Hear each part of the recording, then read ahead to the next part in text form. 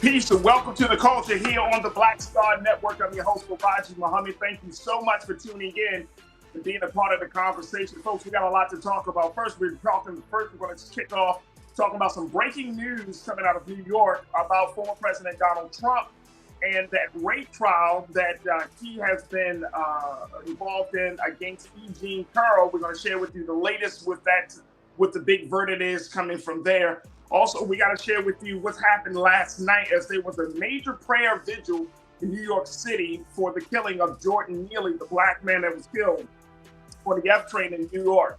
We'll share with you some footage around that. Also, I got some footage talking about the Writers Guild Association strike, the WGA strike that's continuing to happen and to continue to shut down Hollywood. We'll share with you the latest about that as well. And we got my brother Michael Imhotep on to check in to talk to us about everything for reparations and how one Republican GOP official, a black man, said that black folks don't need reparations. Actually, black people, you owe reparations. I'm going to share with you that. Stay with us. There's a lot to talk about here in today's edition of The Culture right here on the Black Star Network.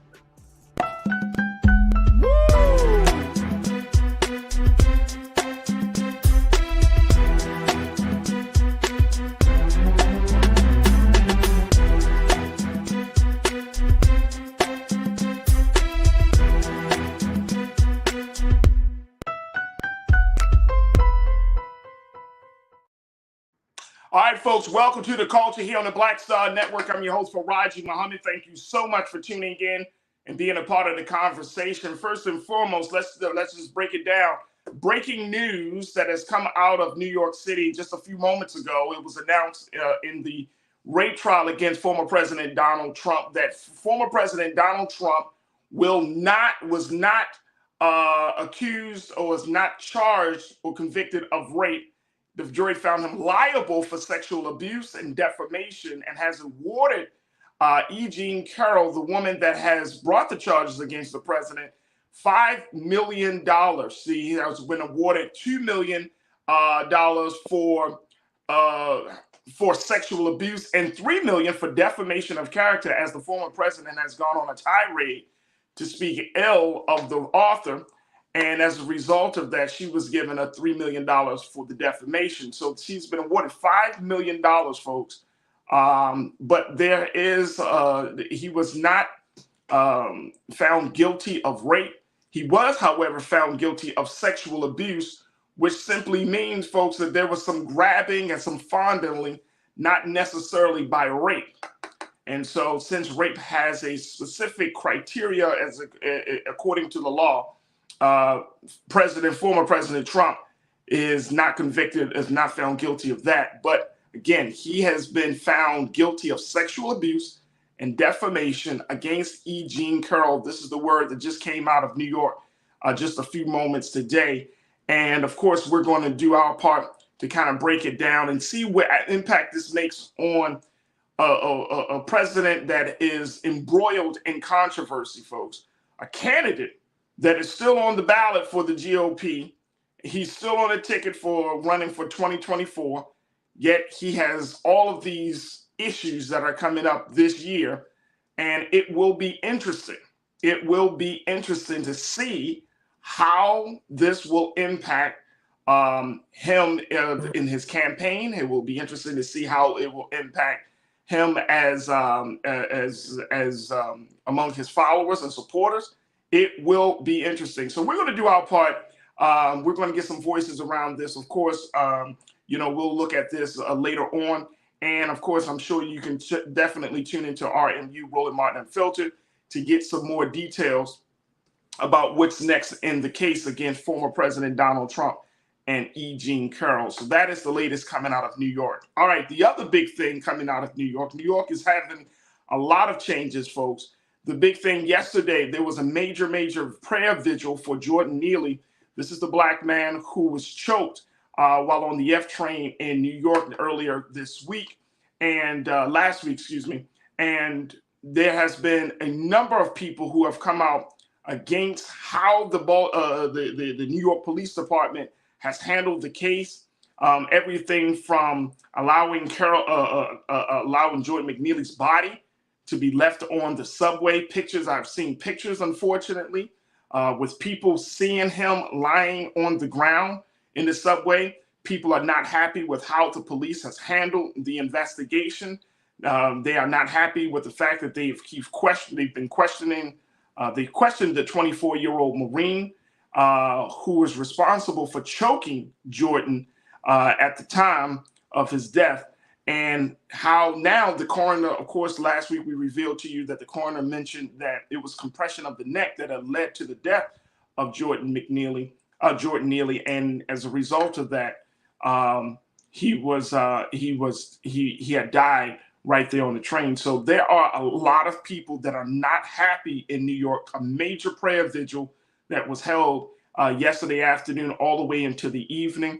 I want to show you just a little bit of the footage as we streamed some things here. You may have seen it, you may not have seen it. So for those who have seen it, we're going to just show you just a little bit of what happened last night in New York City.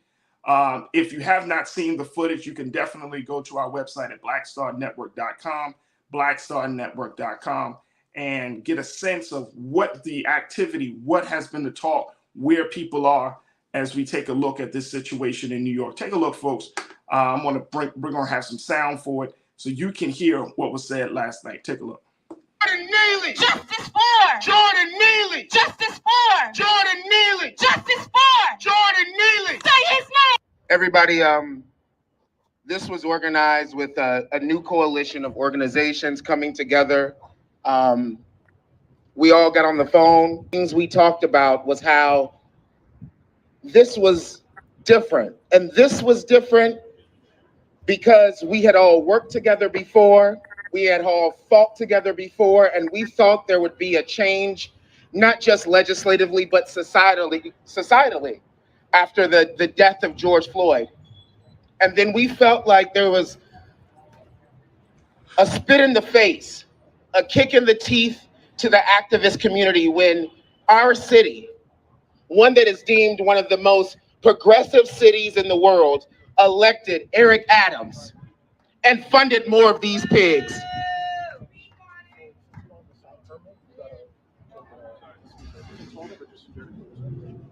And they've been trying to silence us, and that's exactly what they're trying to do right now. Because they can still hear us. We don't need the mics. They don't want us to speak today. We don't need that. Let them speak. 1, 2, 3, 4, 5, 6, 7. Can you hear me? Can you hear my voice? Yes. Can you still hear my voice? Yes. Can you still hear my voice? Yes. I don't need a microphone. I can't hear you up this way. Right? Right. You can use Hey, speaker. folks, sorry, you can't block the subway. Fuck you! So you can use speaker. You can't block the subway. You gotta let people in and out. Let's go. Hey, press, would you mind? Also, press, please. Move out of the way.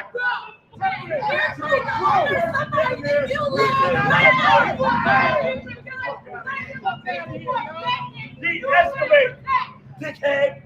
right, folks, you're gonna be arrested if you don't move. We've been letting people have been coming through. We've been letting people through.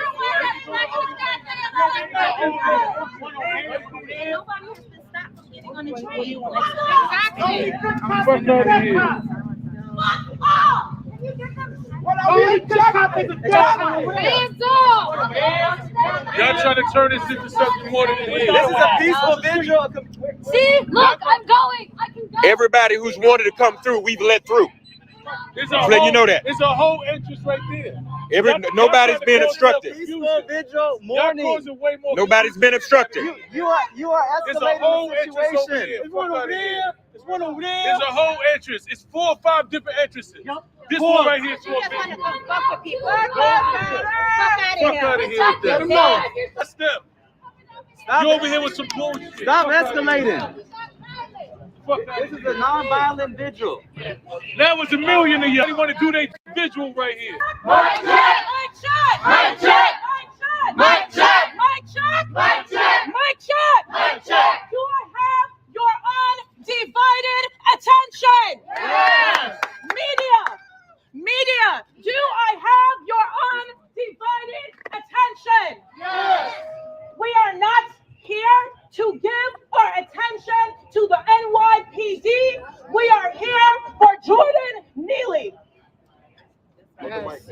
Can you hear me? Yeah. For the candles. Hey, folks, there's plenty of room. There's 100 feet all around. We just need the entrance clear. That's They it. can go when they come by. Yeah. They can go when they come by. We haven't stopped anybody from coming down these fucking stairs. You're blocking the stairs. Just No, we're not. Anybody that needs to come in can come in. You're blocking. Nobody can get through you. Yes, they can. Yes, they You can. can't move 10 feet. You can't move 10 feet. No, we're not moving. Y'all are so You're gonna face arrest. We've been out here. Media, this way. This way.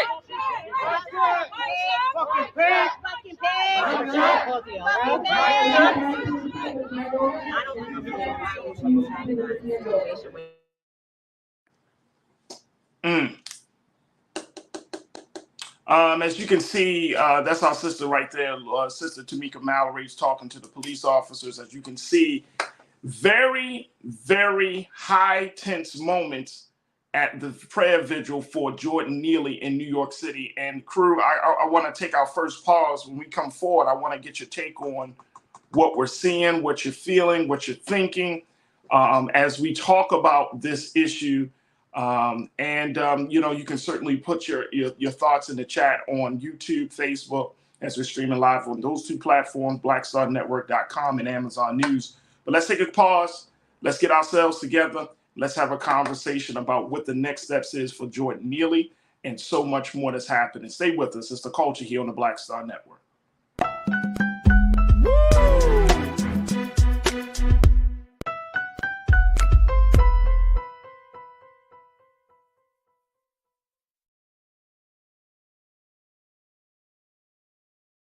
Hatred on the streets, a horrific scene, a white nationalist rally that descended into deadly violence.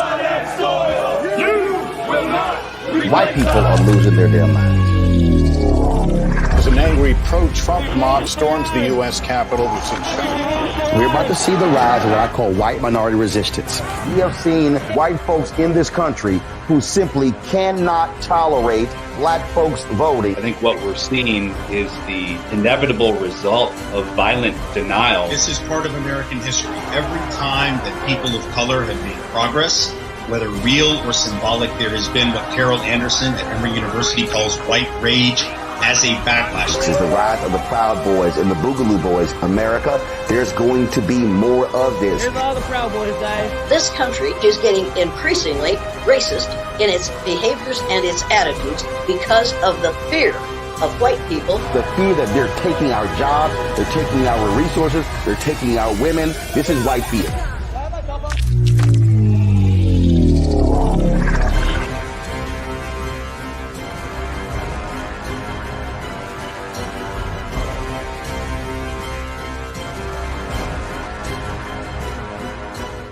Black Star Network is here. Oh, no punch! I'm real revolutionary right now. Thank you for being the voice of Black America. All momentum we have now, we have to keep this going. The video looks phenomenal. See, there's a difference between Black Star Network and black-owned media and something like CNN. You can't be black-owned media and be scared. It's time to be smart. Bring your eyeballs home. You dig?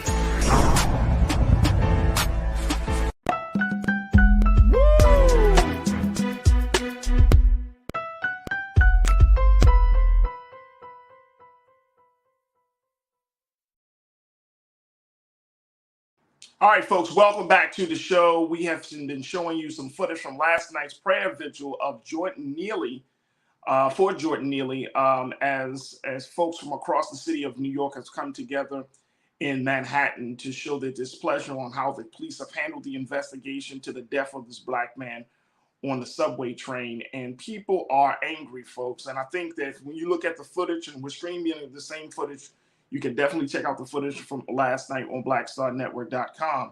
But you can feel it just by watching it. You can feel how tense things got as people saw police presence, as people saw the interactions. You can hear the cussing, you can hear the yelling and the screaming. And it just creates almost a perfect storm for anything to happen. I've been in protests and marches where things never got to that point of getting totally out of hand, but there were certainly moments of concern. There were certainly moments where you felt like, you know, if you keep talking to the police one way, if somebody is just angry enough to throw something, that it can kick it all off. So, you know, if you've never been in a protest, if you've never had this type of experience, trust and believe, it's like your head is on a swivel, as they say, because you just don't know how things will end up. You don't know how the police are going to respond. You don't know how protesters are going to respond when approached by police. It's just a very high, tense moment. Let me check in with y'all, crew, as we talk about what's going on in New York as it relates to Jordan Neely. And you want to share your thoughts about the latest coming out of New York about former President Donald Trump, how he has been held liable for sexual abuse and defamation against E. Jean Carroll, the writer. She was able to take Trump to court because she said that he raped her over 30 years ago. But the jury deliberated in a very short period of time, came back with a verdict, and essentially said that the president is not liable for rape, but he is liable for sexual abuse and defamation. So Ms. Carroll will be awarded some compensation, $5 million for those two issues. But the president is not seen as a quote unquote a rapist in the traditional sense, but certainly there's enough evidence to say that he did do some grabbing and some fondling and abuse Mr. Carroll sexually. All right, folks, let me go to you because so many of you have been checking in, and I always appreciate your thoughts on this. So let me go to Real Brooklyn. You said, is this the same guys folks voted for after audio came out with him saying he grabbed someone's crotch? And even with that, he still got elected. All that is not news. It's not news, folks. Yeah, this is the same guy, Brooklyn, Real Brooklyn. Same guy, bro. Same guy. So we are looking at a situation where even though, and that's why I say it's going to be interesting to see how this pans out, considering that if the president is still putting himself out there as a potential and viable candidate, how much of an impact will this make? He already been indicted back in just a few weeks ago, for tax fraud, for fraud, illegal business activity, and making a payment to the porn star. Now is this going to be the nail in the coffin, or do you think that Teflon Don will still remain victorious? That's going to be the big part. But great point. Janae, you checked in and talked about the Jordan Neely vigil. You said the city needs to properly bury Neely, and the Marine and his crew need to also go to jail. The city failed Neely. You get arrested, released, so he's not a threat. The chokehold needs jail. Yeah. Very much so. Truth is Power, you checked in and said Eric Adams said that he had to look at the footage and for no one to rush to judgment. 2 men held him while the other one choked him out. What more do you need? That's what I see, Truth is Power. That's what I see. So great point. My sister Corinna, you checked in and said, let this be a reminder that racism doesn't only exist in the South and the slave patrols are everywhere. Peace, crew.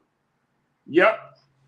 I don't think anybody, Corinna, was, I hope the folks weren't delusional in thinking that racism only happens in the South. New York is considered to be, by some, one of the most racist places in the country, north of the Mason-Dixon line. So it will be interesting. Deidre, you said, why can't the NYPD get out the way and leave people alone? Well, it's because they're the police. And when you have a large gathering of this magnitude, when you have they're there to maintain quote unquote control of the situation. You know what I mean? You still got businesses. I think, Corinna, my sister, you said that is the Soho district, the Soho community of Manhattan. Soho has a lot of businesses. You don't know how things are going to end up in those, like I said, in those tense moments.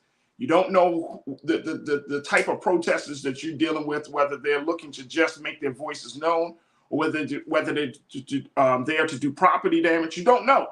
We just don't know. So it will be interesting. Official Sanika, and I appreciate you, Deidre. Official Sanika, you checked in and said, more power to the people. That brother was lynched by some cornball former Marine. Him and his homies need to be arrested and charged. Yeah. Absolutely.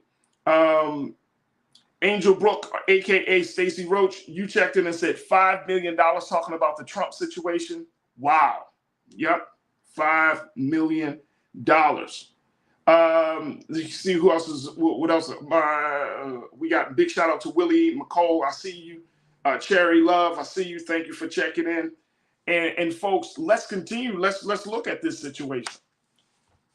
I'm not worried about the Trump situation. I think that speaks for itself.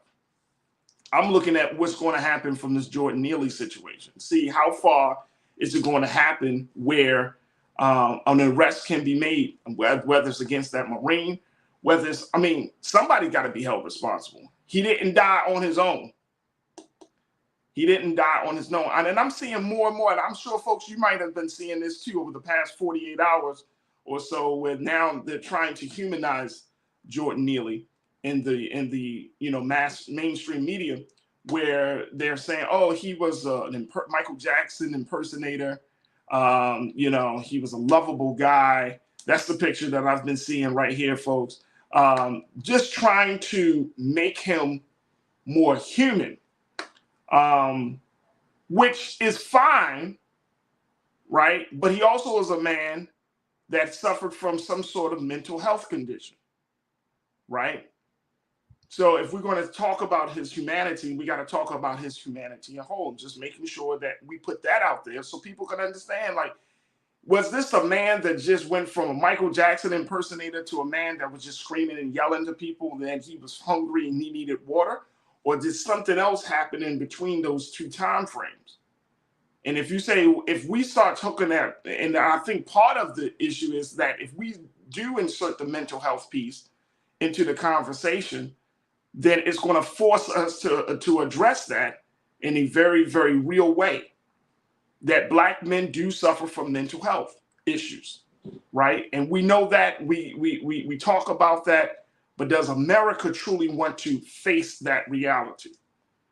I'm going to take a quick pause, and I want us to come back. And when we come back, I'm going to share with you some other things relating to this piece. And also, let's talk a little bit about the writers' strike that's continuing to happen, and that's halting and shutting down Hollywood productions across the country. So stay with us, folks. We still got a lot to cover here on The Culture, right here on the Black Star Network.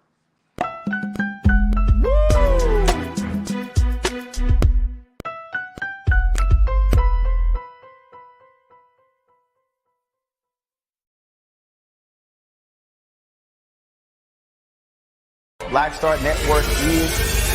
Oh, no punch! I'm real revolutionary right now. Thank you for being the voice of Black America. All momentum we have now, we have to keep this going. The video looks phenomenal. See, there's a difference between Black Star Network and Black-owned media and something like CNN. You can't be Black-owned media and be scared. It's time to be smart. Bring your eyeballs home. You dig? When you talk about blackness and what happens in Black culture, we're about covering these things that matter to us, speaking to our issues and concerns. This is a genuine people-powered movement. There's a lot of stuff that we're not getting. You get it, and you spread the word. We wish to plead our own cause. Too long have others spoken for us. We cannot tell our own story if we can't pay for it. This is about covering us. Invest in Black-owned media. Your dollars matter. We don't have to keep asking them to cover our stuff. So please support us in what we do, folks. We want to hit 2,000 people, $50 this month, raise $100,000. We're behind 100,000, so we want to hit that. Y'all money makes this possible. Check some money orders. Go to P.O. Box 57196, Washington, D.C. 20037-0196. The Cash App is $RM Unfiltered. PayPal is R Martin Unfiltered. Venmo is RM Unfiltered. Zelle is Roland at RolandSMartin.com.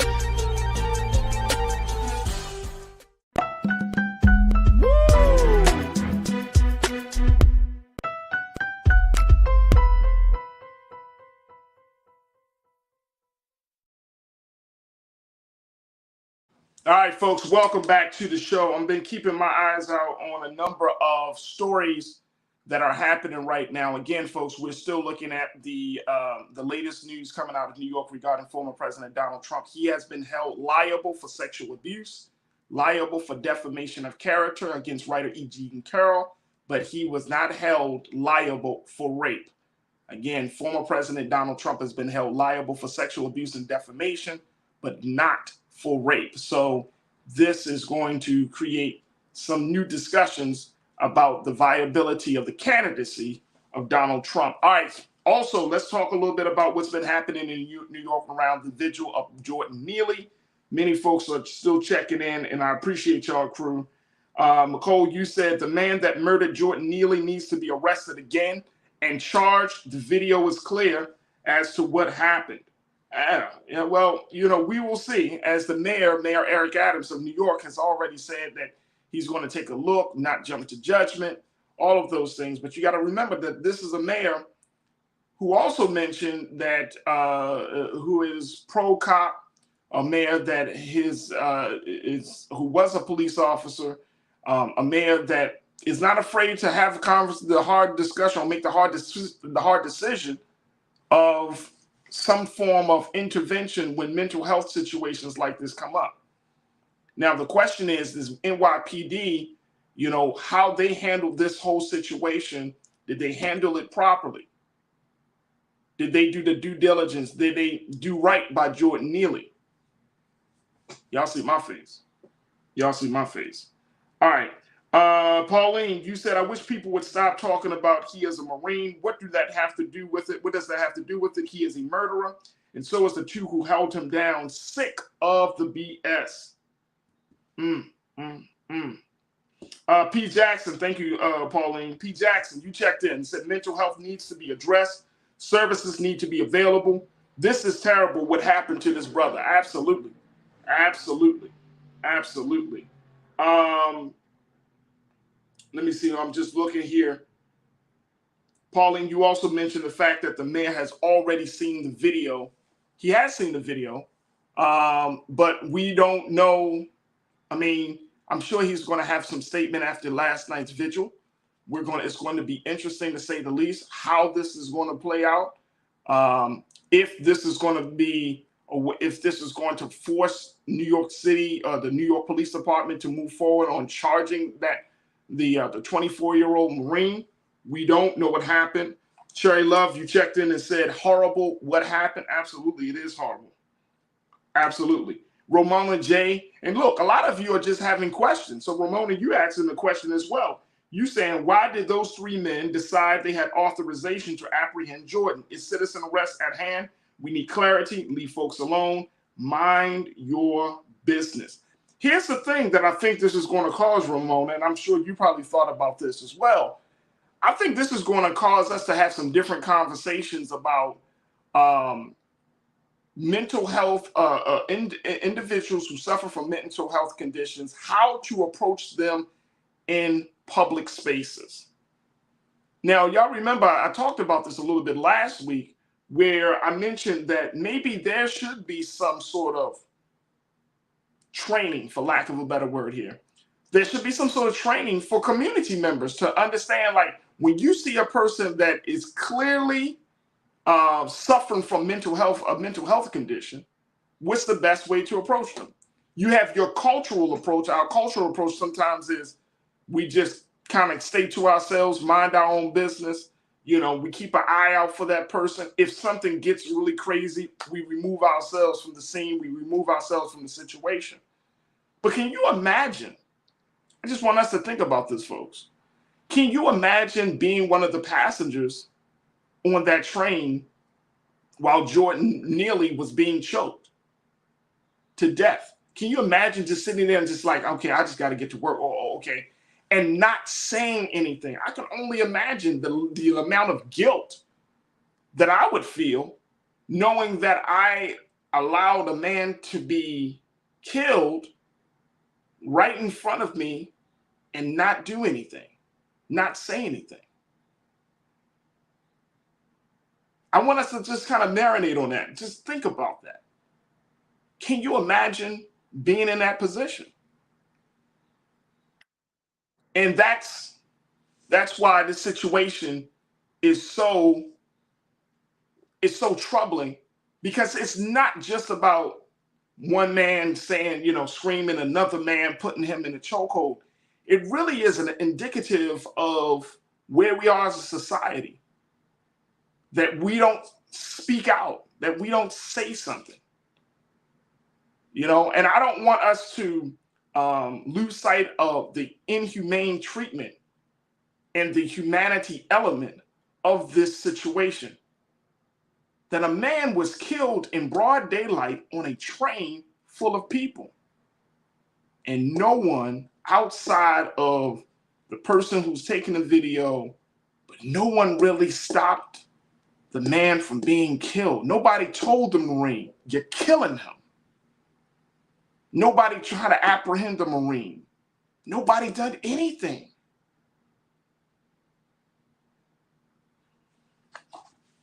All right.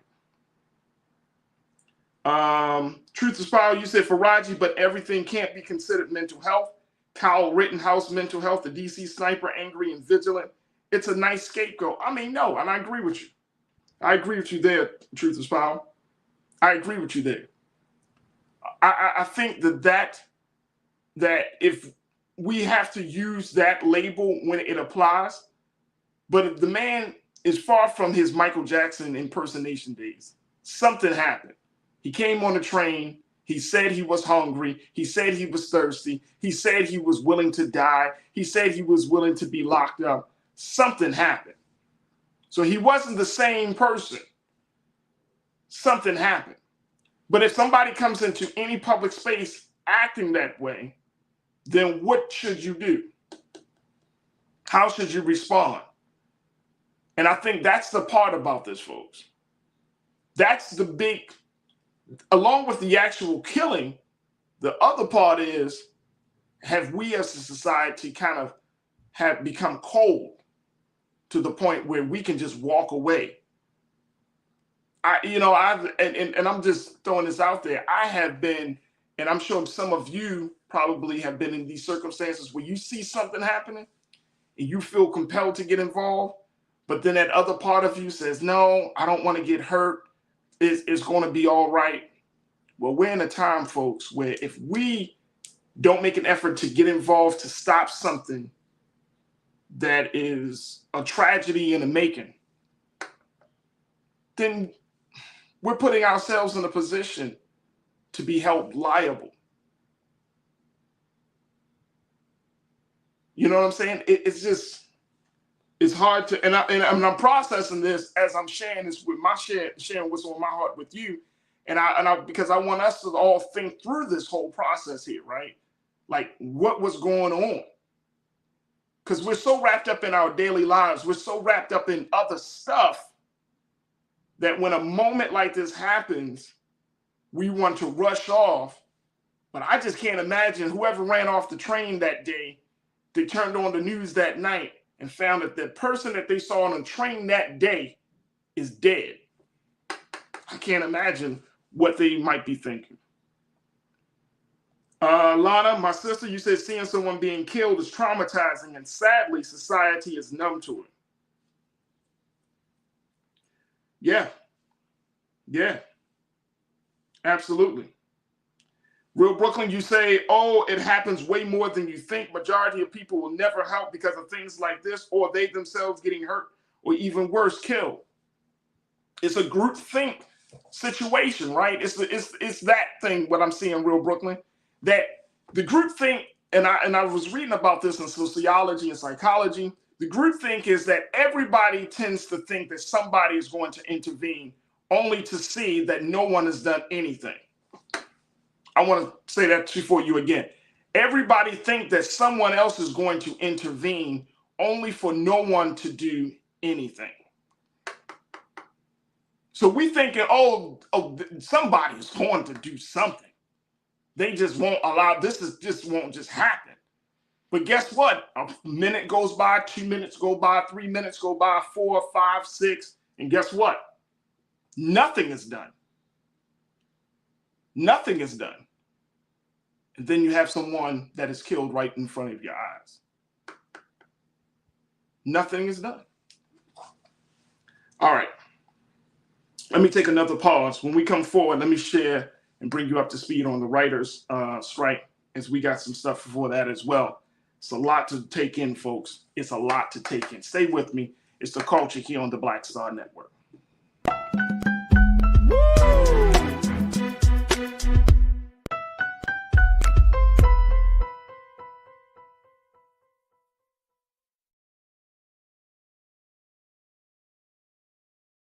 When you talk about blackness and what happens in black culture, we're about covering these things that matter to us, speaking to our issues and concerns. This is a genuine people-powered movement. There's a lot of stuff that we're not getting. You get it, and you spread the word. We wish to plead our own cause.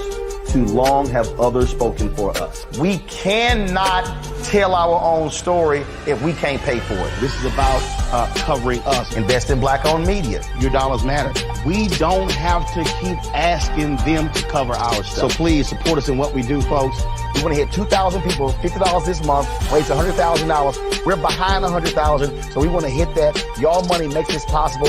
Checks and money orders go to P.O. Box 57196, Washington, D.C. 20037-0196. The Cash App is $RM Unfiltered. PayPal is R Martin Unfiltered. Venmo is RM Unfiltered. Zelle is Roland at RolandSMartin.com. Black Star Network is here. Oh, no punch! I'm real revolutionary right now. Thank you for being the voice of Black America. All momentum we have now, we have to keep this going. The video looks phenomenal. See, this difference between Black Star Network and black-owned media and something like CNN. You can't be black-owned media and be scared. It's time to be smart. Bring your eyeballs home. You dig? Hatred on the streets, a horrific scene, a white nationalist rally that descended into deadly violence. White people are losing their damn minds. As an angry pro-Trump mob storms the U.S. Capitol, we're about to see the rise of what I call white minority resistance. We have seen white folks in this country who simply cannot tolerate black folks voting. I think what we're seeing is the inevitable result of violent denial. This is part of American history. Every time that people of color have made progress, whether real or symbolic, there has been what Carol Anderson at Emory University calls white rage as a backlash. This is the rise of the Proud Boys and the Boogaloo Boys. America, there's going to be more of this. Here's all the Proud Boys, guys. This country is getting increasingly racist in its behaviors and its attitudes because of the fear of white people. The fear that they're taking our jobs, they're taking our resources, they're taking our women. This is white fear.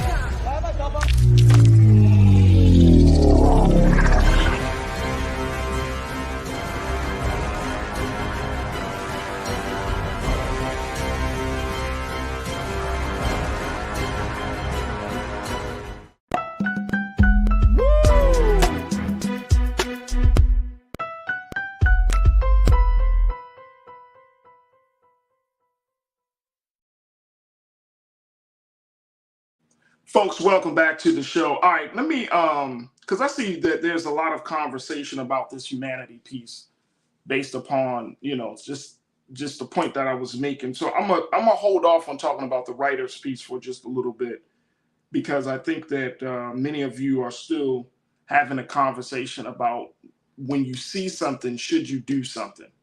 So let's, and since this is a fireside chat that we're having as the culture crew, let's continue this part of the discussion, because I don't want us to lose sight of how important this part of the discussion really is, which is we can't sit back and be passive when we see wrongdoing happening in front of our faces. I want to say that again, folks. We can't sit back and be passive when we see wrongdoing happening in our faces. My brother, Real Brooklyn, you posted something. You said, Farajii, I disagree, bro. The only thing that will come out of this is people are more likely to never help another who needs help from someone assaulting them. It will happen way more now. I hope you are wrong, brother. Not because I want to make a point, but because that it will be a sad state of affairs if people become more mute when they see wrongdoing happening right in front of their faces. That people will become stoic, that people will not intervene. We can't talk about the black community, the black community, the black community. Because in the word community is the word unity, which means that we are all in this together. My message this week, y'all see it? Unity is key. And that was just an inspiration. Unity is key. We can't talk about being the black community if we don't have each other's back in the greatest time of need. We can't talk about it, bro. And I'm not saying that you not, I mean, trust and believe. This is not in any type of malicious spirit against you, because I think you bring up a good point. And I think you stating a serious reality, unfortunately, right, that is present within the culture. But I'm just saying, we can't talk about black community if we don't have the backs of each other. You see what I'm saying? That's what I'm saying. If we don't have the backs of each other, then how are we going to talk about we're a community? If I don't feel safe around you, if I can't feel like if any type of threat, whether it's from another person, whether it's from something, whatever, any type of threat that comes to me, that just out of pure humanity, that you got my back. That if I walk into the street and you see a car coming and I don't see it, that you won't grab me. If you see the police harassing a woman, an older black woman, you won't walk across the street and try to avoid the situation. I remember seeing, folks, very quickly, I remember seeing this brother fighting this woman. Now, it's a domestic situation, and I've been told that sometimes you can't intervene in domestic situations because that can be very tricky. But to at least not to say something, I had to at least say something. Hey, what you doing? What you doing, brother? What you doing? To bring him back into a place of reality that what he's doing is going to be problematic for him. I remember being in a situation where I physically grabbed the brother. He didn't hurt me, but I physically grabbed him so that way he doesn't physically hurt another sister, because they were arguing so bad. Seeing stuff in front of your face, man. We're talking about, do we have each other's back as a community? I saw an article last night that said the system failed Jordan Neely. I hate to be the one that bears this bad news. But you want to know who else failed Jordan Neely? Them people on the train who were probably black. You mean to tell me that we can look at, we get mad at the police, we getting mad at this white Marine vet, but we can't get mad at each other for not having each other's back?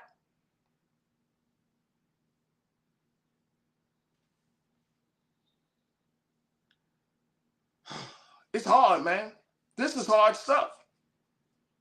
Now, it's one thing if it was not in our vicinity. You know what I'm saying? Like, this is in the back alley of someplace. This is on a train, man. In New York City. As many times I've been from New York, and some of y'all crew members, y'all from New York, you live in New York. That's how we rolling now. We could just, man, let me get off this train, man. Shit, man, I gotta go to work. Man being choked out. You know that man was on Jordan Neely for minutes? Wasn't just no 30 seconds. I told y'all, I saw one report that said he was in a chokehold for 15 minutes. I saw something else in a different report. But the fact is, he was on that man for minutes. And so you mean to tell me, seeing this, we can't just be like, you know what, hey. Somebody had to intervene, man. Somebody got to intervene. We can't keep allowing people to kill us, and we not say nothing about it, folks. We can't be in that space. We got to have each other's back.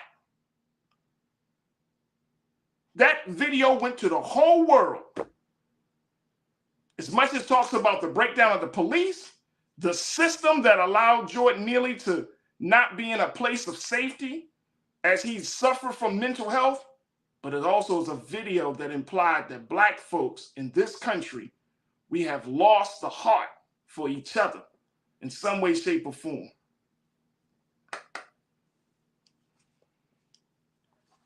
Man, Sue Knight, you asked the question, are we our brother's keeper? You say, yes, we are. But I don't know, Sue. Are we?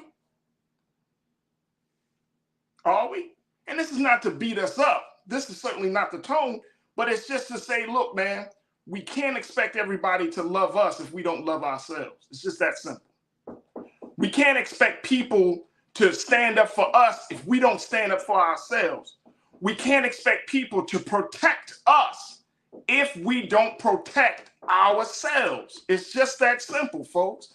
And I know some people might say, well, that's one or two things. But in a case like this, right, we got all these people that came out. How many of us would have just said that maybe it's just me, folks, but how many of us would have gotten involved and said, look, man, this ain't right. That man said he could not, and I'm sure the words are, I can't breathe, or something to show you that the spirit of life was leaving this brother's body.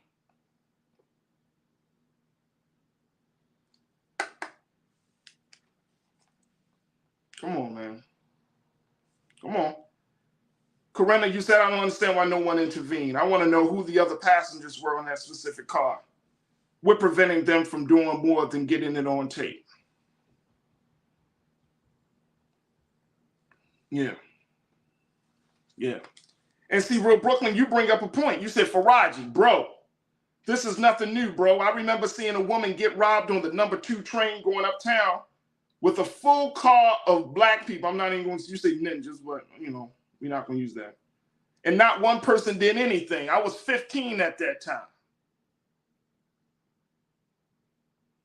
And see, we have those experiences when we were young that prevent us from being active as we get older.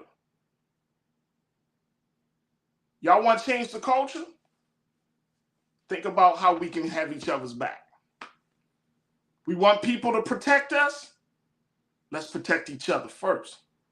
You want people to love us? Let's love each other first. Yeah, I think the police could have done more.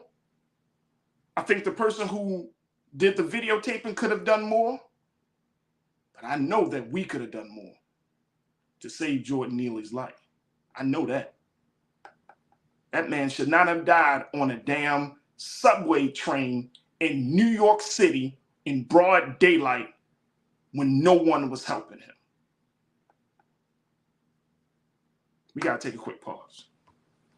Stay with us. It's The Culture on the Black Star Network.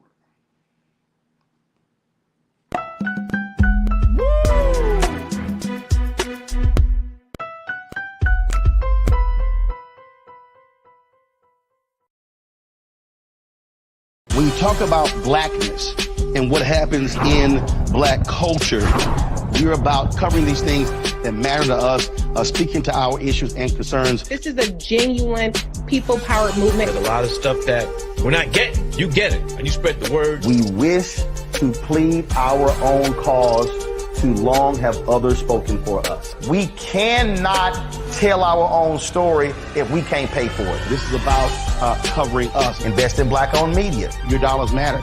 We don't have to keep asking them to cover our stuff. So please support us in what we do, folks. We want to hit 2,000 people, $50 this month, raise $100,000. We're behind 100,000, so we want to hit that. Y'all money makes this possible. Checks and money orders go to PO Box 57196, Washington, D.C. 20036-0196. The Cash App is $RM Unfiltered. PayPal is R Martin Unfiltered. Venmo is RM Unfiltered. Zelle is Roland@RolandSMartin.com. Pull up a chair. Take your seat. The Black Tape with me, Dr. Greg Carr, here on the Black Star Network. Every week, we'll take a deeper dive into the world we're living in. Join the conversation only on the Black Star Network.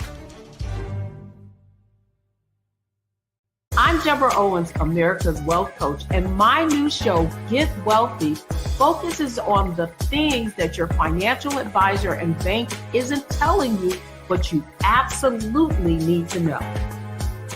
So watch Get Wealthy on the Black Star Network.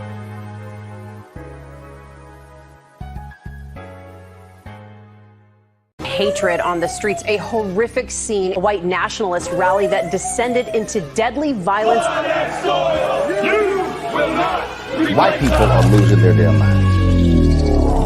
As an angry pro-Trump mob storms the U.S. Capitol, we're about to see the rise of what I call white minority resistance. We have seen white folks in this country who simply cannot tolerate black folks voting. I think what we're seeing is the inevitable result of violent denial. This is part of American history. Every time that people of color have made progress, whether real or symbolic, there has been what Carol Anderson at Emory University calls white rage as a backlash. This is the rise of the Proud Boys and the Boogaloo Boys. America, there's going to be more of this. Here's all the Proud Boys, guys. This country is getting increasingly racist in its behaviors and its attitudes because of the fear of white people. The fear that they're taking our jobs, they're taking our resources, they're taking our women. This is white fear.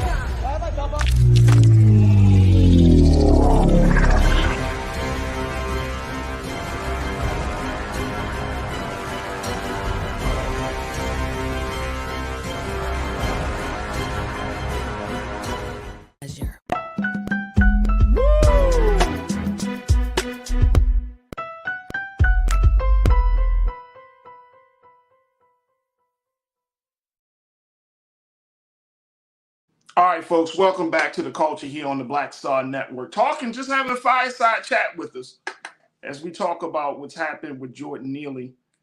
And I'm talking about how we could have responded to a situation like that. Look, I'm all for holding the police department liable. I'm all for holding the vet, the Marine, and whoever else was holding down Jordan Neely. But we're not off the hook on this one, folks. We are not off the hook on this. And my brother, Real Brooklyn, I hear you. Because I'm seeing the commentary, I'm seeing the chat. You saying y'all are talking like this is the movies, this is real life people, real bullets, real knives, real beatdowns, real blood, real lawsuits, real death, real funerals. Yeah, that's true. That's true, brother. But here's the thing that I got always keep in mind in a situation like this. If you believe that you're doing the right thing, then you will be protected. I don't think that, I don't know what everybody's personal belief system is. But in a moment of uncertainty, I lean in on my faith that the God will protect me in the midst of chaos and confusion. So yeah, brother, you're right, Real Brooklyn. This stuff is real. But that's when you tap into another part of yourself, man, and be like, as real as it could be, I got something realer that I'm working from that's going to allow me to get through this moment. Because my intention is to save a life. So I don't care what the opposing force may be trying to do. My intention is to save a life.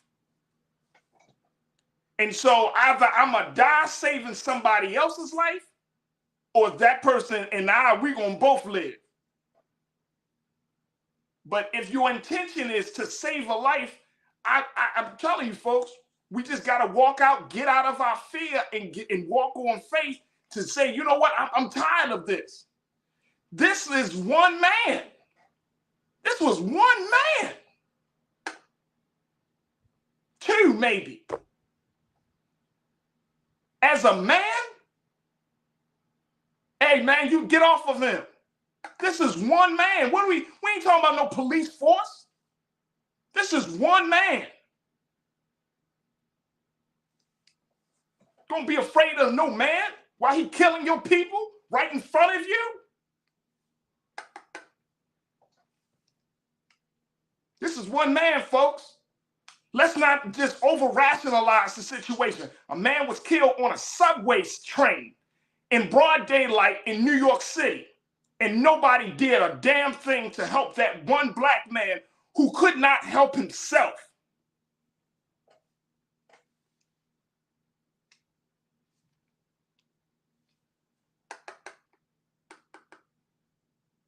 We over-rationalize it. I don't give a damn what comes next. I can't see my brother dying on the street, man, or dying on a damn train. I'm so pissed off with this. Because we got to stop being afraid. One man. We go to the damn gym all the damn time, then we don't want to use our muscles for nothing. Shit, man. We talking about how real it is, how life and death it is. But look, folks, something has to give. Somebody's got to say something. We can't keep being disunited. We can't keep looking at each other like we don't have value. Like we can't just keep operating from that space, folks. I'm sorry. This is my passion talking, but I'm serious. We can't keep going through this. And then we want to be up in a prayer vigil, expecting somebody who wasn't there to be held accountable when we were there. You can't expect the police chief of New York Police Department to come hard on him. And you were in the subway station or you were on a train.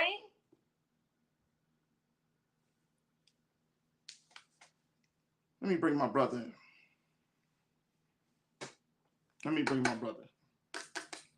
I got my brother Michael Imhotep, joining us. Hey, Farajii. Peace, bro. Peace. I'm fired up, brother Michael. Yeah, I can tell. Absolutely. Yeah, I can't get over this, man. I can't get. The more and more I think about it, like, you know, it's just I can't get over this, fam. I can't, brother. Like this is getting ridiculous. Yeah, it is. So first of all, Neely had Jordan allegedly in the chokehold, for my understanding from the reporting, 15 minutes. That's what I saw. So that, first of all, that's ridiculous.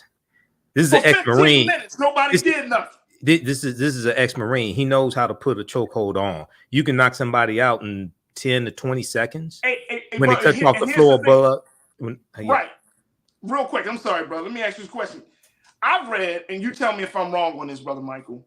I've read that it only takes 3 minutes to kill somebody in that situation. Like if you put enough pressure, it only takes 3 minutes. Well, they'll pass out before then. Okay. But they'll pass out before then. But what happens is when if they're not revived, then they'll suffer. They'll be brain dead. The flow of oxygen to the brain stops. Okay, and then they can die. So yeah, somebody should have helped that brother. Okay, we have to understand we cannot allow somebody like this to kill one of our own like that. And so the investigation is still taking place. Yes, he may have been loud. Yes, he suffered from mental illness, apparently. Even if he was threatening somebody. A lot of people who have mental illness say things, but the only person they are really a threat to is themselves. Okay. One of the problems that you have, so for instance, I live in downtown Detroit. I encounter vagrants, homeless people on a daily basis. I encounter mentally ill people on a daily basis. I've never felt threatened by them. They may yell, they may say this, they may say that. I never felt threatened. I never felt the need to defend myself against any of them. Okay. And if I have to defend myself, I can. But I never felt the need to defend myself against any of them. I've seen them yelling and screaming in the street and things like this. Have never felt threatened by any of them. But I'm in my own environment, and most of them are African American. I don't know this white guy's background. It's a good chance, I don't know 100%, it's a good chance he probably did not grow up around African Americans. Right.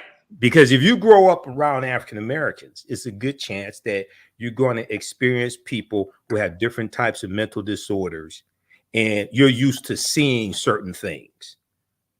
But when you ain't used to seeing something like that, you're going to overreact.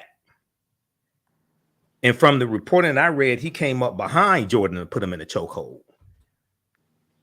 Right. And he's basically saying he's asking for water because he's thirsty and asking for food. Even if he was ranting. He was saying water. He was ranting. Yeah. He was definitely ranting. He said, y'all can take me to jail. I don't care. I just want to die. Like, this is the ramblings of a man who doesn't have it all together, brother. Right. Exactly. So many of us that grow up around that and grow up in those environments, we can identify that. We don't have degrees in psychology. We're not psychiatrists, but we understand, okay, he has some mental disorder. He has some mental illness. He's not a threat to anybody. He's just talking. Let's give him some money, what have you. All right. But when you are not used to that, or if you have an innate fear of African people that's been fed to you by white controlled media. Okay.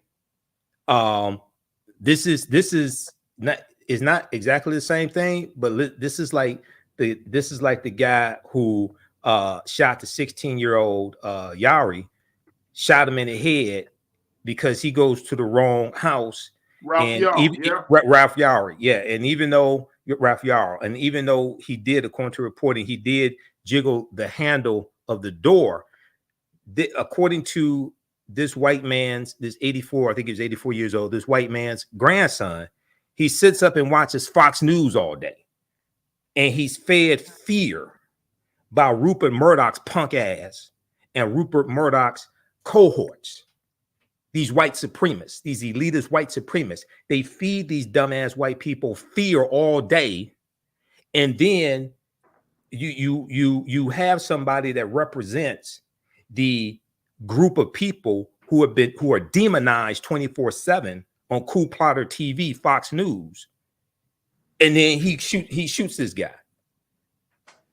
Okay, so this is why I've said before. Now, Color of Change, they are Color of Change, who helped to put Bill O'Reilly off the air on Fox News. They're calling for a boycott of Fox News' advertisers. There's a report on MSNBC today that advertisers are coming back to Fox News after they parted ways with white supremacist Tucker Carlson. I've said before, African Americans have to organize, have to support organizations like Color Change. We have to have a boycott of corporations that take out ads on Fox News, any show on Fox News. It cannot be, there are no good people on both sides. Damn that. It cannot be, well, white supremacists buy Nikes too. White supremacists drink Coca-Cola too. Oh, domestic terrorists buy Reebok too. No, now you may still take out ads on Fox News. You're not going to do it with our money. Okay. We have a right to withdraw economic support from you, redistribute the pain through targeted, sustained economic withdrawal strategies. This was one of Dr. King's messages in his last speech I've been to the mountaintop April 3rd, 1968. He called for economic boycotts. He talked about the value of African Americans. We'd be something like the 11th wealthiest country, a nation in the world. Okay, if we looked at ourselves as a nation in comparative to other nations. So we have to understand economic guerrilla warfare. Economic guerrilla warfare.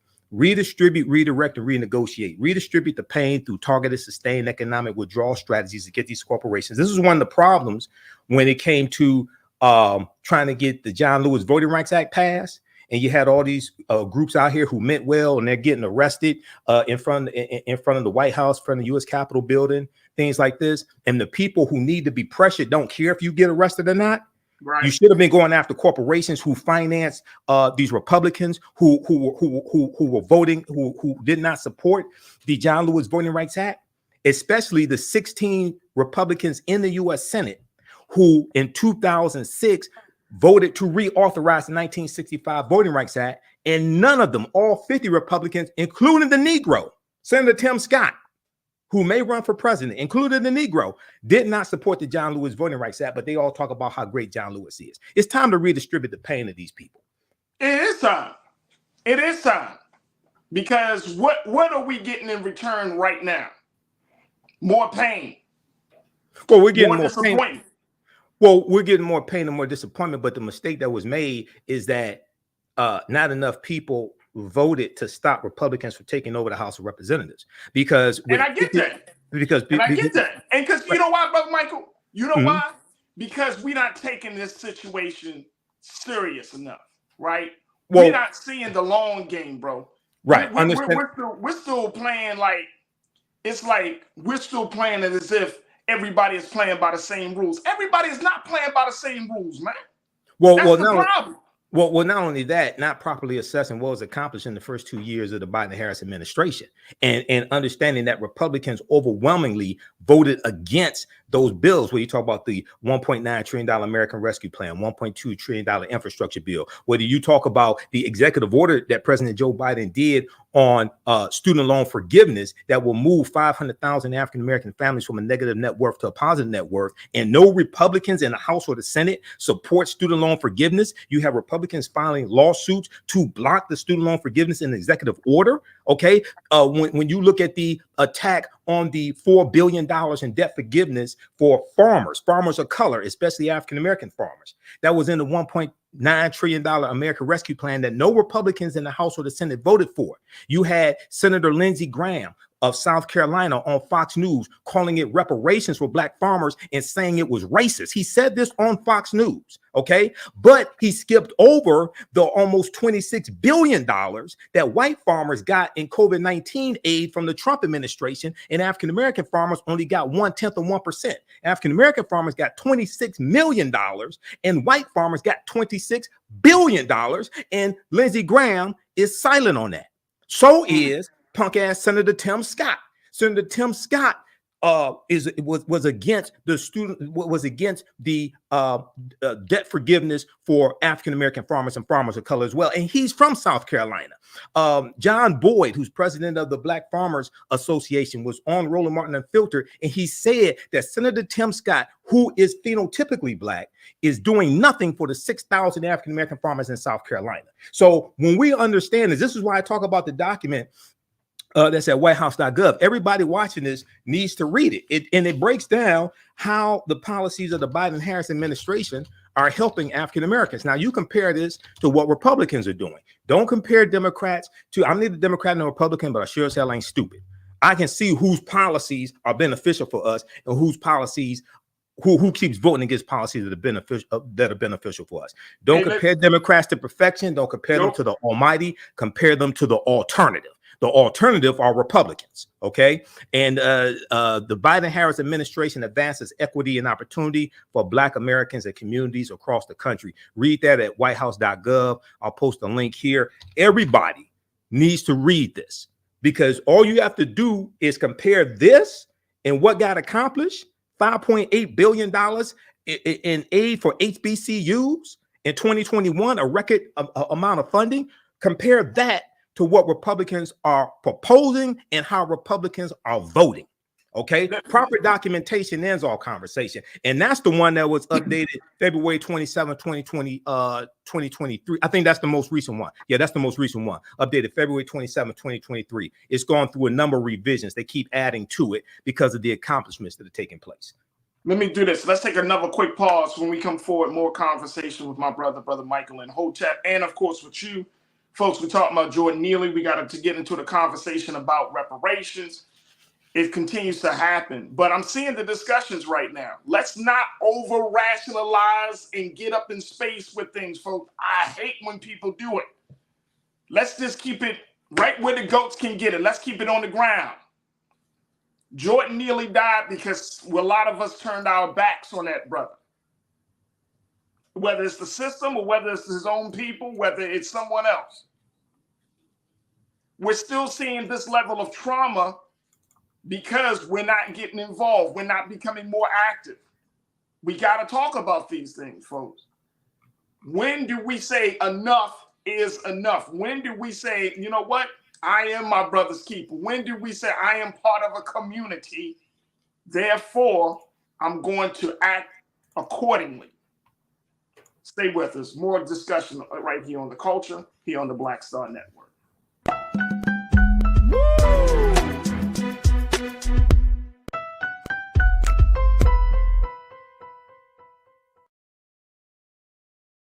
Hi, I'm Dr. Jackie Hood Martin, and I have a question for you. Ever feel as if your life is teetering and the weight and pressure of the world is consistently on your shoulders? Well, let me tell you, living a balanced life isn't easy. Join me each Tuesday on Black Star Network for a Balanced Life with Dr. Jackie.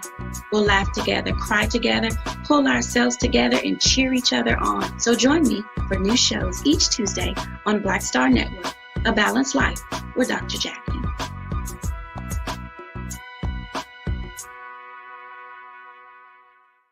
When you talk about blackness and what happens in black culture, we're about covering these things that matter to us, speaking to our issues and concerns. This is a genuine people-powered movement. There's a lot of stuff that we're not getting. You get it, and you spread the word. We wish to plead our own cause.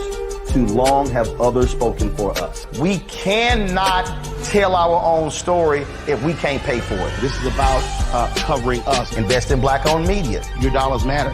We don't have to keep asking them to cover our stuff. So please support us in what we do, folks.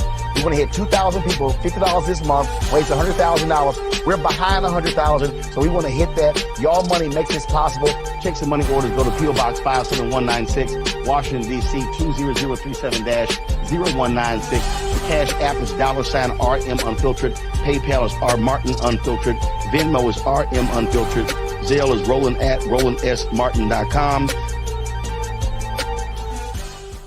Hatred on the streets, a horrific scene, a white nationalist rally that descended into deadly violence. White people are losing their damn minds. As an angry pro-Trump mob storms the U.S. Capitol, we're about to see the rise of what I call white minority resistance. We have seen white folks in this country who simply cannot tolerate black folks voting. I think what we're seeing is the inevitable result of violent denial. This is part of American history. Every time that people of color have made progress, whether real or symbolic, there has been what Carol Anderson at Emory University calls white rage as a backlash. This is the rise of the Proud Boys and the Boogaloo Boys. America, there's going to be more of this. Here's all the Proud Boys, guys. This country is getting increasingly racist in its behaviors and its attitudes because of the fear of white people. The fear that they're taking our jobs, they're taking our resources, they're taking our women. This is white fear.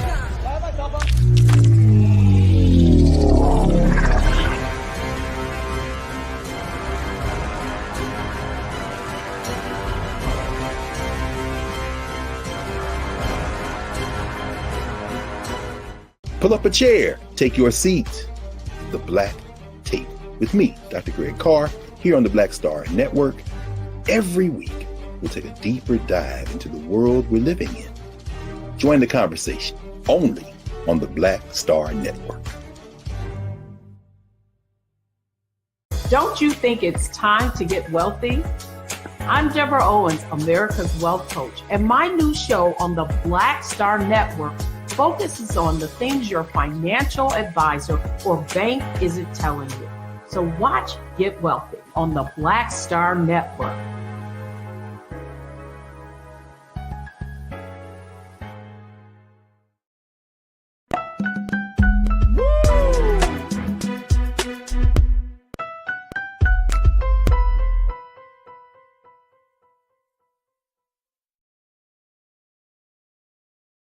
All right, folks, welcome back to the show. Welcome to the culture here on the Black Star Network. We've been checking in with my brother Michael Imhotep of the African History Network.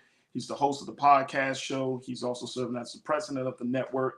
And he's always here to join us weekly here on the culture to break down some of the big conversations like the one we had about Jordan Neely. In a few moments, I want to get an update from Brother Michael about his take on the reparations piece that we started yesterday. But now this call for reparations has gone global. So I want to get his take on it. But so many of you have been talking about a number of things here in the YouTube chat. And so many of you are talking about everything from what Brother Michael has been saying, talking about the importance and the urgency to vote, to going back to the point that I was making about Jordan Neely and the sense of humanity that has been lost among us as Black folks in this country.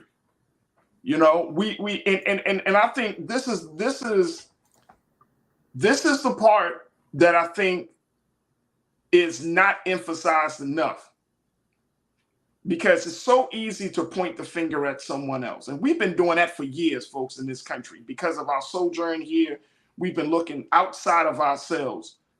But we really do have to look at what's going on in us to see, like, why are we not responding the way we could respond in a way that shows that we are a resilient, strong, divine people?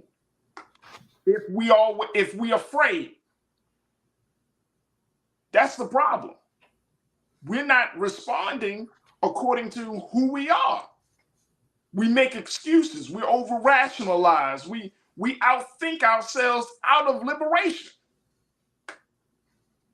That's the problem I'm seeing. And I know people like, well, we could do this and we could do that. And it's like, do you care? Do you love Black people as much as you say you do? Because loving Black people outwardly is trendy. But do you love Black people when no one else is around? Do you love Black people not in the light of day, but in the cool of the night? Do you care and love about Black people even in the midst of Black people spitting in your face and arguing and calling you all types of names? Do you love Black people then? Do you love Black people where you see us in our worst condition, whether we're on the streets or in the projects, whether we are driving nice cars or we're sitting on a bus or sitting on a train? Do you love Black people in all of our complexities, all of our complexions, all of our shortcomings? Do you love Black people then? This is a question we have to, each one of us has to pose to each other each and every day, because in America, you will wind up hating yourself. You can walk away from a conversation, you can go into the conversation thinking, oh, I love Black people. Come out of a conversation realizing, I don't love my people. That's how the forces and circumstances in this country will make you think, make you believe, and make you want to be. Let's bring my brother Michael back into the frame. Because I hear it all the time, Brother Michael, you in them spaces? Well, I've been in those spaces for years. I grew up in those spaces. And you got to do, and then you can't assume. And you know what? I'm slowly learning, brother. And you tell me your take on this very quickly. But I'm slowly learning that you can't assume that every time somebody talk Black that they love Black. You know what I mean? You can't assume that just because we're in the same space, we listening to the same speaker, we going to the same event or doing the same activity, that we got the same mind, the same spirit, the same heart, the same view of our people. Right.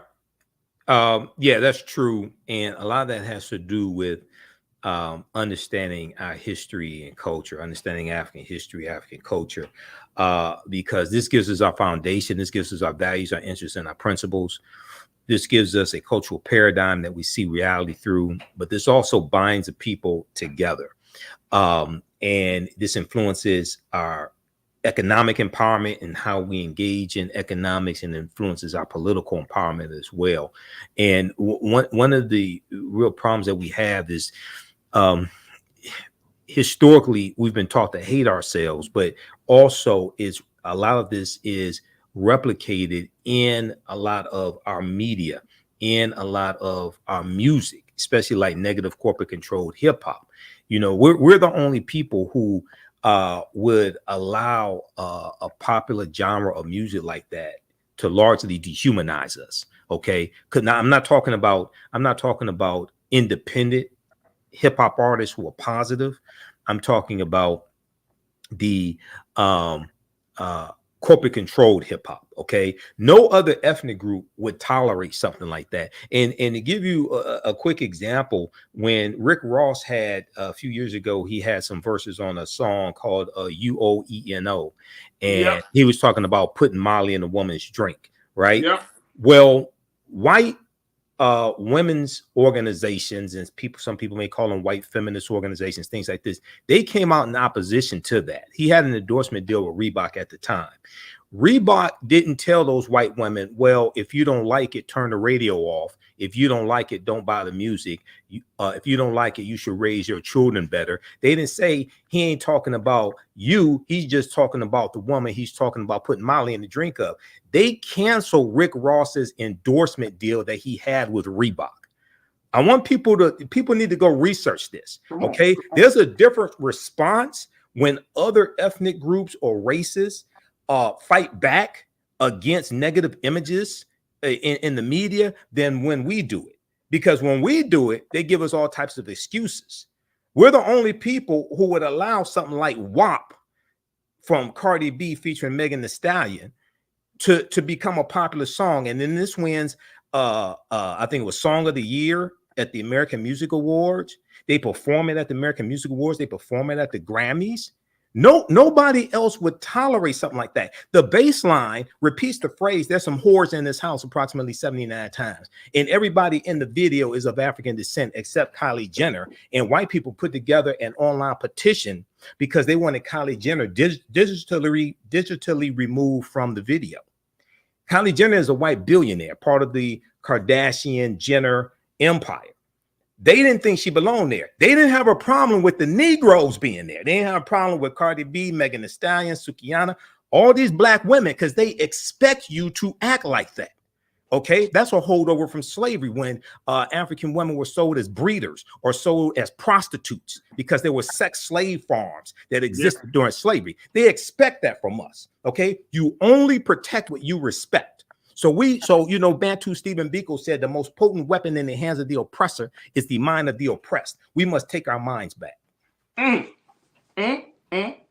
Now, I wanna, as we talk about this, Brother Michael, because we could talk about Jordan Neely, and my prayers and my heart goes out to him, to his family, and I hope that justice comes through for this case.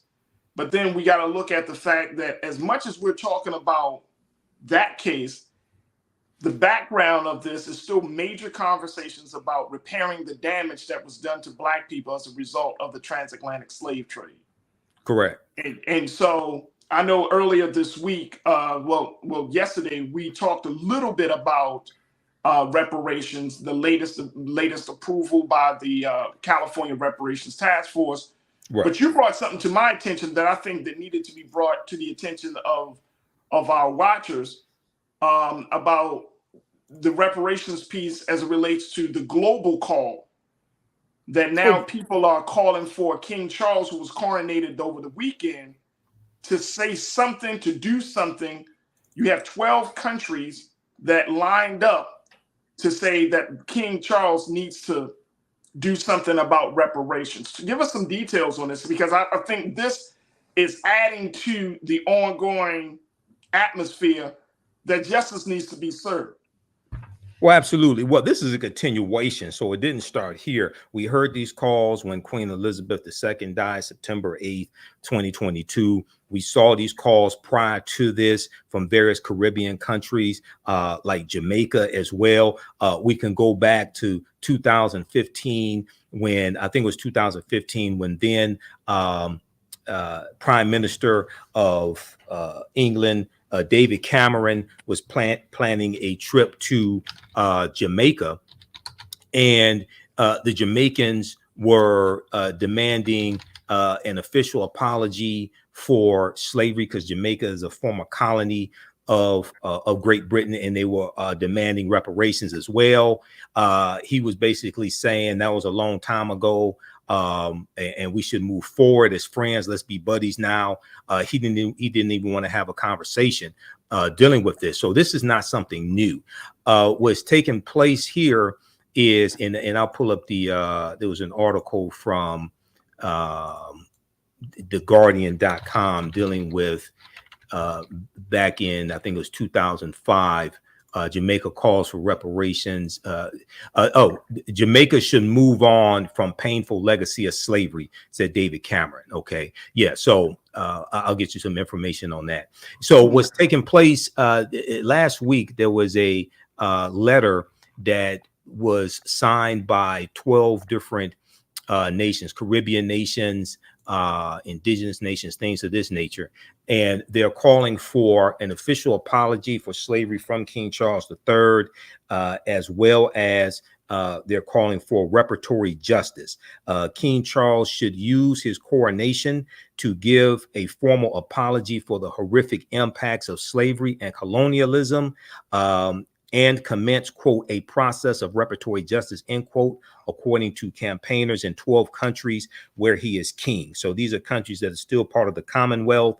You have the countries are, so this was a article, this was a letter that came out, I think it was last Friday. And you have Antigua, Barbuda, New Zealand, Australia, the Bahamas, Belize, Canada, Grenada, Jamaica, Papua New Guinea, St. Kitts and Nevis, St. Lucia, and St. Vincent and the Grenadines. Okay, so these are all nations of the Commonwealth, and King Charles III is the head of state of them, but they're calling for reparations. Now, this is after, so there was an article from Newsweek.com that talked about this. Now, there was a reporting coming from theguardian.com in April of 2023 that shows how King Charles III is descended from a slaveholder named Edward Porteous, who was a 17th century tobacco plantation owner in Virginia, who in 1686 received a shipment of at least 200 enslaved people from the Royal African Company. So the Royal African Company was one of the slave trading companies. It was owned by the British. It's founded around, it's founded in the 17th century, the Royal African Company, right around 1672. Also, you have in this research, the Guardian.com has a huge article on this that talks about King Charles signals first explicit support for research into monarchy slavery ties. And they identify King William III. Okay. The Guardian has published a previously unseen document showing the 1689 transfer of 1,000 pounds of shares in the slave trading Royal African Company to King William III. King William III of Great Britain, from Edward Colston, the company's deputy governor. Now, Edward Colston is a well-known 17th century slave trader, okay, in England.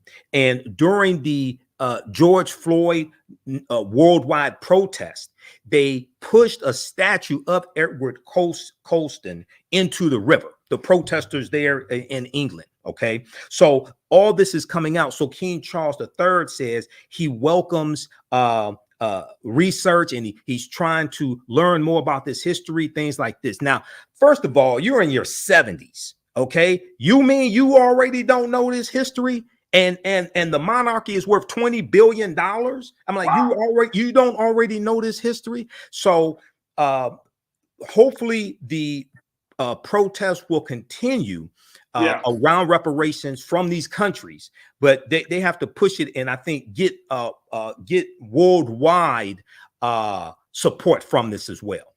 Absolutely. Folks, we got to take another quick pause. When we come forward, more conversation about reparations and more. So stay with us. You're tuned into The Culture here on the Black Star Network.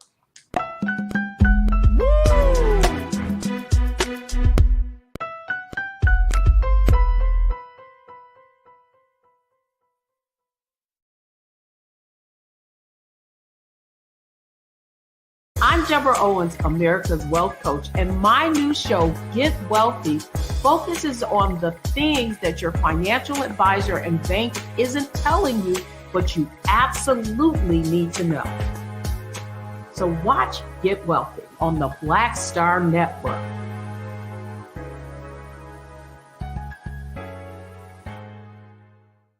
Black Star Network is here. Oh, no punch! I'm real revolutionary right now.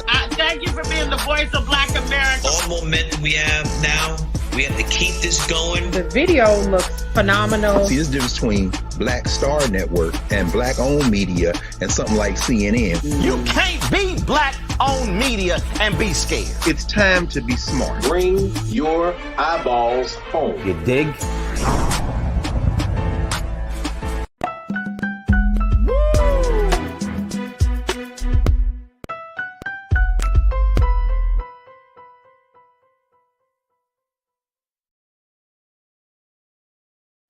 All right, folks, welcome back to the show. We've been checking in with my brother Michael Imhotep, who is a scholar and researcher, host of the African History Network podcast show. And he's here, of course, every week as we're having a conversation about King Charles who faces calls for reparations from 12 countries, as the discussion about reparations in this country, in America, continues to get louder and louder. And so we're seeing that there is a growing chorus of voices that is looking for some form of repair, some form of redemption, some form of justice that was done against African people who were enslaved. Now, my question to you, Brother Michael, and I want to go back, and of course I want to get some thoughts from the crew about this, is that what do you think is the end game of this, brother? Because in acknowledgement, I was reading those couple of the articles around this issue with King Charles, right? And people were saying, well, he should have said something during his coronation speech, all of those things. But what's the end game here? Because what we see in America is a host of things, from policy change, at least in the California Reparations Task Force, and there's actually folks like Boston Reparations Task Force that has been working as well. But what should the end game? So the end game be an apology? The end game, is this another push for more compensation and kind of going through this process? Absolutely. They say all they wanted was an apology. No, not at all. They want reparatory justice. They want a repairing of the damage that was inflicted upon these various nations that had their populations decimated, that had their labor exploited, mineral wealth exploited, plantations set up like in Jamaica, sugarcane plantations, things of this nature that generated untold wealth for Great Britain. But Jamaica was first conquered in 1494 by Christopher Columbus. When you go study this, and I teach about this in my classes because we deal with this period of history, these nations have never recovered from what Columbus did to them over 500 years ago. And then these various European nations are fighting over the new land that they're conquering. So when you look at the Dominican, you look at the island of Hispaniola, which Columbus conquers in 1492 and calls it La Isla Española, the Spanish island, and it's anglicized to Hispaniola. Well, you have the Dominican Republic there, and then the western third of that island is is Haiti, which was the Spanish colony of Santo Domingo, and the French take it over from the Spanish in 1697 and call it Saint Dominique. And in 1791, these Africans engage in a revolution against their French oppressors. And this is the Haitian Revolution. Okay. Well, that land was first conquered by Columbus. Panama, Honduras, Puerto Rico, the Bahamas, Jamaica, all of that. So that's conquered by Spain. We know Spain conquered Mexico. So when you understand, and then 1846, 1848, what war did you have that the U.S. was engaged in? The Mexican-American War, where the U.S. goes to war with Mexico. So when you understand this chronology of history, it brings you to right to where we are today and helps us better understand politics, because all this deals with politics, which is the legal distribution of scarce wealth-bound resources. Now, when it comes to King Charles III, it's important to understand that the monarchy does not engage in politics. The monarchy, you see, they have a parliament. Okay, based upon their constitution, they have a parliament that deals with politics, that deals with passing laws, things like that. Queen Elizabeth II had weekly meetings with members of parliament. I don't know what they discussed, but they don't comment on things like that. Now, so how he can engage in this, he's not going to offer an official apology. Something like that will have to come from Parliament, most likely. He has made statements in the past, like when Barbados declared that they were forming a republic and breaking away from the Commonwealth of Great Britain. He was there for that ceremony. When he was Prince Charles, he was there for that ceremony, and he talked about the atrocities of the slave trade and things of that nature. Okay, so I'm not even sure he has the authority to apologize for something like that on behalf of Great Britain, but because when Queen Elizabeth died, her net worth was $500 million. She probably could have donated some money. She probably could have cut a check from her own personal net worth. He probably could do the same thing. I don't think he will, though. But this is about repairing the damage of a legacy of slavery and the atrocities that were inflicted and the maldistribution of wealth, power, and resources. Absolutely. I couldn't agree with you more. All right, let me go to the crew because folks are checking in on this. Janelle, my sister, you said many heirs are still getting interest and dividends from the payments they got when they lost their slaves. This is why they don't like reparations discussions, because slaveholders have been paid already. So if she's talking about Great Britain, they just finished in the last 2 or 3 years. They just finished making the payments when Great Britain abolished slavery in 1833. They took out a loan for about 19 million pounds, and they paid 46,000 British slave owners to release 800,000 African slaves. So British slave owners were paid in Great Britain and in their territories. They were paid reparations. Here in the U.S., that only the reparations that were paid to slave owners was only applied to slave owners in Washington, D.C. That was the Compensated Emancipation Act of April 16th, 1862, which was sponsored by an abolitionist named Senator Henry L. Wilson. Senator Henry Wilson. It passed Congress and signed into law by President Abraham Lincoln. It freed about 2,900 African slaves. And each year, April 16th in Washington, D.C., they celebrate Emancipation Day when slavery was abolished in the District of Columbia or Washington, D.C. But those reparation payments only applied to slave owners in Washington, D.C. It did not apply to all slave owners in the U.S. You can go to loc.gov, which is the Library of Congress website, or archives.gov, which is the U.S. National Archives, and research the Compensated Emancipation Act of 1862. So here's the thing, Brother Michael, when we're seeing this reparations discussion happen, especially like here in the state of California, and potentially it could roll out into other states, right? Mm-hmm. The attitude is still not there. There's still a lot of, and I'm saying from Black folks in the community, there's still a lot of mixed messages. There's still a lot of Black folks who not gonna say a lot, but I think there's still some Black folks who don't see the importance and value of even going through this process of calling for the repair and damage of Black people, for Black people. What do we say? Do we need to be all on the same page about this idea to make this happen? Or is this something else, or we don't? And just a few of us who believe that reparations is the best and the right thing to do, we just move out on our own.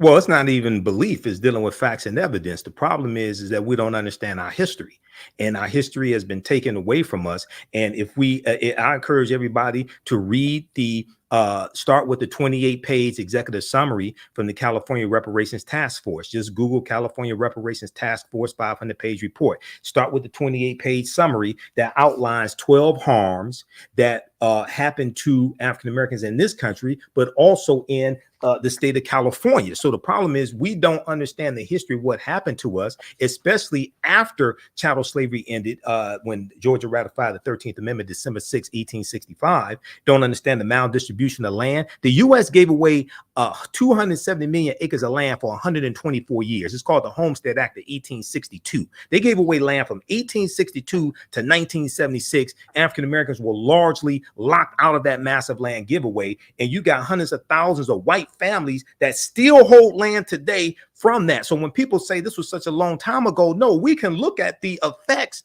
that are very recent. When you look at Ahmaud Arbery, and who was killed in Georgia, and the three white supremacists who killed Ahmaud Arbery, they concocted a citizen's arrest alibi. Well, they did have a citizen's arrest law there in Georgia. That citizen's arrest law dates back to 1863 when Georgia was part of the Confederacy, and it targeted runaway slaves running away from Georgia plantations. That's the origin of the citizen's arrest law that existed in Georgia that they got rid of after Ahmaud Arbery died. So we're dealing with the lasting effects of not just slavery, but what happens after slavery and the Civil War, Reconstruction, etc. So when you understand history, you understand how all this still impacts us today. Absolutely. Absolutely. Brother Michael, we won't have to stop it there just for the sake of time. But brother, you know, this right here, the conversation about reparations, the conversation about Jordan Neely, man, yes, this just goes to show us, bro, that we still got a lot of work to do. And, absolutely. And the work is not among, you know, trying to convince people. I'm talking about the work of getting us into a place where we see the connectedness to understand that unity is the key, that we can't move with just one person. We have to move as a single group of people. And there's still a lot of work that needs to be done. I know this is the battle for the African mind. This is a battle for the African mind. Dr. Jacob Carruthers, who's an ancestor, now one of our great scholar warriors, he said it doesn't matter how many white people we convince. He said this is a battle for the African mind. So this is what we have to understand. Your thoughts create feelings. Your feelings create actions and behaviors. Your actions and behaviors create results. So as Bantu Stephen Biko, one of our great South African freedom fighters who was portrayed by Denzel Washington in the 1987 movie Cry Freedom, said, the most potent weapon in the hands of the oppressor is the mind of the oppressed. We must take our minds back. There it is. Brother Michael Imhotep, host of the African History Network podcast show. You can find all of the great work he's doing at the African History Network.com. Yep. And Brother Michael, I truly appreciate you, brother, for coming on and being a part of the discussion. And check us out there because we have my online classes Saturdays and Sundays, 2 p.m. to 4 p.m. Eastern Standard Time, online history classes. So you can register for them there. We do the sessions live. All the sessions are archived and recorded. Saturdays, Ancient Kemet, the Moors, and the Ma'afa. Egypt, one of the original names for Kemet. Ancient Kemet, the Moors, and the Ma'afa, understanding the transatlantic slave trade. And then Sundays, Black resistance movements from the Haitian Revolution, U.S. Civil War, Civil Rights Movement, and Black Power Movement, 1800 to 1968. So we get deep into this history, and the information is PG-13 as well. It's very visual. There's about 180 articles we reference between the two classes, over 250 slides, video clips, etc. I'm a historian, put together the curriculum for both of these classes, theafricanhistorynetwork.com. There it is. Thank you, Brother Michael. Truly appreciate you, brother. All right, Brother Farajii. Absolutely. Take care. All right, Peace. folks.